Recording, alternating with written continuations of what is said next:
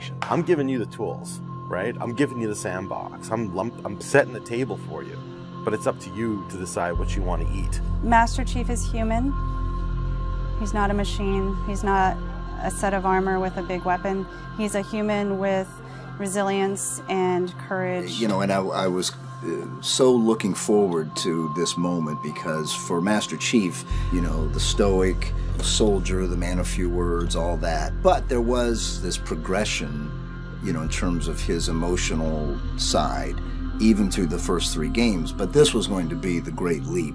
What happens when that soldier starts to discover his humanity? We had to create a situation that was going to knock him out of his comfort zone. The Master Chief has settled into this comfort zone of being the hero. You know, it's interesting. Early on, we talked about the hero's journey, and like, how do you have a hero's journey when he's already a hero? What are the sacrifices that you need to make in order to preserve something as precious as humanity? The journey is the important part. The growth is the important part. And so really, where does he still need to go as a human? That became the key to not just the story of Halo 4, but the entire trilogy. We're really examining what sort of burdens a Guardian carries. In a lot of ways, the story that we're telling with Halo 4 is about putting Chief in circumstances where he's forced to change. He's forced to take stock of himself. In a way, Chief is a Guardian. Cortana is Chief's Guardian. The Forerunners were the Guardians of their own universe, and they might have to make a decision that not everyone is going to agree with and that some people might condemn.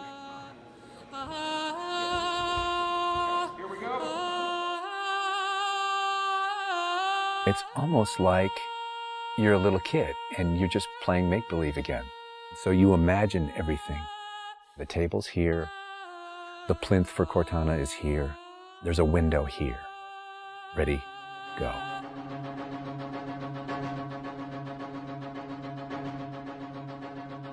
How can we immerse the player even more in this world that we've built around them? I'm not doing this for mankind. How can we have Chief have to deal with his own humanity? Everything had to be predicated by what the character needs were and what direction the characters needed to go in. The art direction specifically for Halo 4 isn't about creating an emotional tone for Halo 4, it's about creating an emotional tone for every single moment and experience that the player needs to understand. Similar to what we said is that, you know, we build what we need to see. We can't look too far this way, it starts to fall apart. But back in here, things are looking good. Film is like, I'm going to create something and it's going to be awesome and I'm going to polish it and I'm going to own it, but I'm going to share it with you, which is very different than game storytelling, which is I'm going to give you all the tools, I'm going to give you all the possibilities, and it's up to you to discover it. Answering questions and answering the directions that the narrative had already taken defined the path forward for us as we started to tell the story. We're always telling these huge, big stories. You've got Infinity, it's the biggest ship that has ever been launched. We've got Requiem, which is like the biggest Forerunner artifact we've ever found. But in the middle of all of that, we've got this very small personal story between Master Chief and Cortana. You tell a story with every detail that you put into a game. Immersion is really what allows somebody to believe your universe and also to become emotionally caught up in your universe. Ready to get back to work? I thought you'd never ask. How do we make sure the sights and the sounds and the things that they're feeling as a player inhabiting that suit really comes through more clearly? And you know, technology has allowed us to do that with much higher fidelity than back in the CE days. Okay, so those are definitely bigger ones. Yeah, those start to get... Just because we've got more people. Let's roll video. Yeah. So this will be just video and audio only, no face, no mocap. In that case, you won't mind if we return the favor. As we design these things, we put together the best plan. Until it actually touches an actor, it lacks humanity. Having the ability to work with the actors on stage, capturing their face, body, and voice at the same time, really gives us an opportunity to create an immersive experience for the actors. Working at Giant, we can have at least 8 actors in the same volume at the same time. So the objects that they're acting around and the people that they're acting with, against, through, and toward are there in the scene with them, and it makes a huge difference. We sent out a breakdown for the characters and how we wanted them to feel. We ended up getting 80 or 90 submissions back through our casting team. Casting for the Master Chief is tough. You need a performer that has a really raw physicality to him, and yet he has to, within the confines of this suit, be able to relate and relay emotion. I like to express myself. I freely do it. I wholly do it. I enjoy it.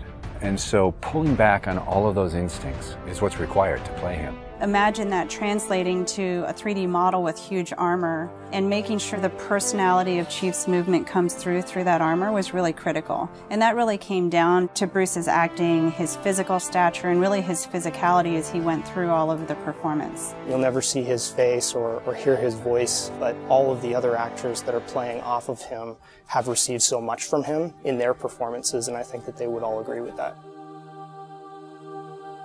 This is the low-res asset of Chief. We were afforded a little bit more budget since he's our hero. From the art process, storytelling is just about engaging the player. You don't have to answer any questions. You don't have to take them through a lot of loops of feeling. The player's engaged. I think you've got the start. So Master Chief's a difficult one because he's a dude in a helmet. There's such a, particularly in science fiction, such a fantastic history of people being completely realized as people without having their face as a tool. For us, it's making him feel like a real person. We have a nude male sculpt, and then from there we sculpt it on physically a tech suit. And on top of this guy is when we spend time just doing all the details and trying to add some of that functionality, even little bits here and there like Braille, and this just reads 117. I think it's connected to having even more modern visual flow when it comes to his lines, his design, the way you follow the outline of Master Chief. Trying to put it into an area where it feels realistic, that it feels kind of tankish. What do you think of a tank? You think square, you think metal, there's some wear and tear on the edges. So those things we want to grab, put them on the Chief so it communicates that. The fingers are missing here on these. They have armor caps that come on, but he doesn't have armor caps on his trigger finger or thumb finger so that he could have more tactile sense when he's shooting and loading his weaponry. The last thing we just changed was his visor. His visor picks up the elements based on the room that he's in. We want to take every inch of the character to tell a story as much as we can. Above all, he still needs to connect to the player and they still need to understand him as being that character. It's somebody who's been very loved over the last 10 years.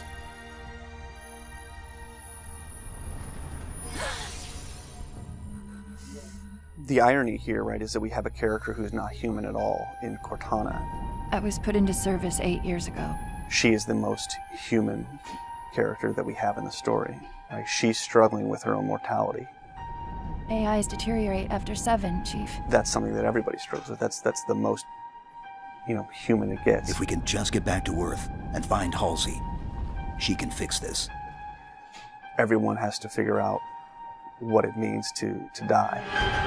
She's strong, she's convicted. She herself is going through a really difficult time in understanding the things that are happening to her. We were looking for somebody who really could bring just fire and stuff that's required for some of those sequences. We needed to make sure we found someone that had some innocence to her, but also could be very strong at the same time. If you imagine that you could have 20 emotions at one time, she has that. I will not allow you to leave this planet! She's really the heart of the game and the heart of Master Chief and explains what's going on and why it's a problem. I didn't mean to. I didn't mean to do that. Cortana is certainly our biggest human connection, I think, with the entire story. How can we see these subtle details in her facial structure? It's the Forerunner symbol for Reclaimer. So this is the baseline where we started from Cortana, and then we go through and tweak and modify, having all these different elements moving throughout her that make her feel alive constantly. We wanted to make it to where you could have code flow lines start from every digit from her toes to her hands, and then be able to flow all the way up into her head. What you experience is her taking care of you as a player from a gameplay perspective, but I think you also start to get a sense of how she takes care of the human side of Chief. Wake me when you need me. They spotted us. Bringing Jen and Steve in and having them layer their voices over the character performances in the cinematics, that just brought the whole experience together. You look at just the number of lines that the Chief has had over the course of the franchise, and it's not a lot. How much firepower would you need?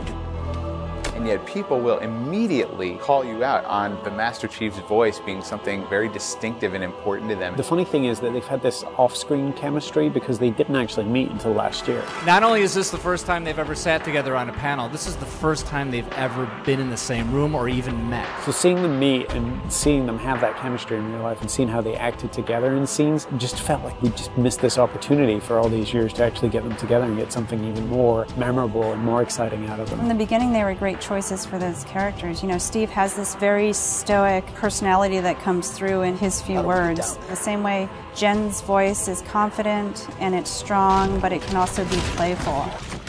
You do know you don't have to wait until the last minute just to impress me, right? In many ways, Halo 4 is the first act. We want a player to be able to ask themselves what it is to be a hero. Is the sacrifice worth it? I often think of him as like Atlas, you know, like he's got the weight of the world on his shoulders all the time. Chief and Cortana are the same person, but she has always been the reflection of his humanity. People don't play Halo to watch a soap opera, and yet you don't want to just be kind of pulp. To me, it's a natural progression of this story, and it takes this relationship to the place it should go to.